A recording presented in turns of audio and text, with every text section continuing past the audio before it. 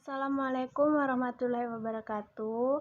Saya Amelia Ririn Sofia, NIM 2520128 dari kelas 3D PTIK akan menjelaskan mengenai teori kurikulum. Saya dari kelompok 6.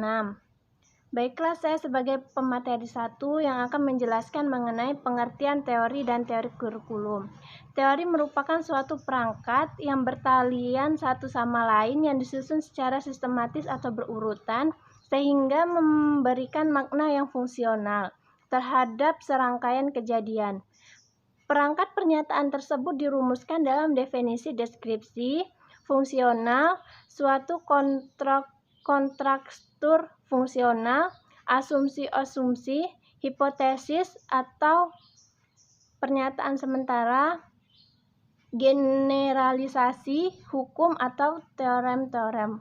Sedangkan teori kurikulum adalah suatu perangkat yang memberikan makna terhadap kurikulum sekolah.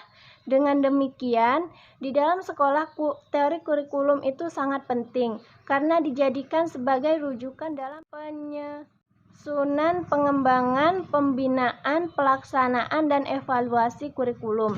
Selain itu, teori kurikulum juga memuat pertimbangan-pertimbangan multidimensial yang merupakan sekelompok keputusan tentang tujuan, struktur, pelaksanaan, dan evaluasi kurikulum.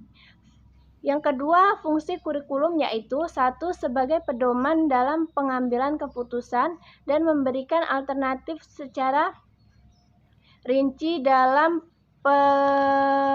perancangan kurikulum. Yang kedua, sebagai landasan sistematis dalam pengambilan keputusan, memilih, menyusun, membuat urutan isi kurikulum. Yang ketiga, sebagai pedoman atau dasar bagi evaluasi formatif dan kurikulum yang sedang berjalan. Yang keempat, membantu yang berkepentingan untuk mengidentifikasikan kesenjangan pengetahuan sehingga merangsang untuk diadakannya penelitian lebih lanjut. Teori kurikulum menurut Nana S.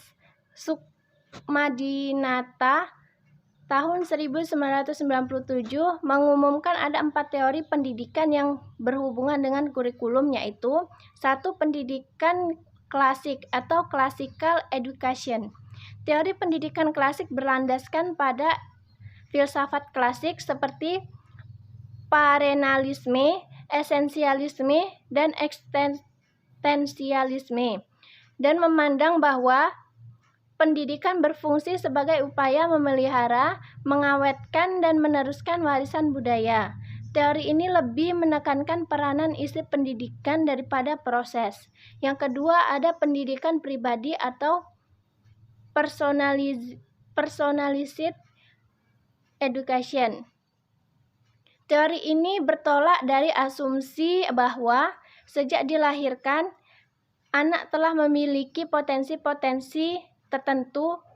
Dalam hal ini, peserta didik menjadi pelaku utama, sedangkan pendidik atau guru menjadi pelaku kedua, yang lebih berperan sebagai pembimbing, pendorong, fasilitator, dan pelayan peserta didik.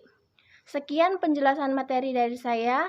Selanjutnya akan dijelaskan oleh Zeli Herdianti. Mohon maaf jika ada kata yang salah. Saya akhiri dengan wassalamualaikum warahmatullahi wabarakatuh.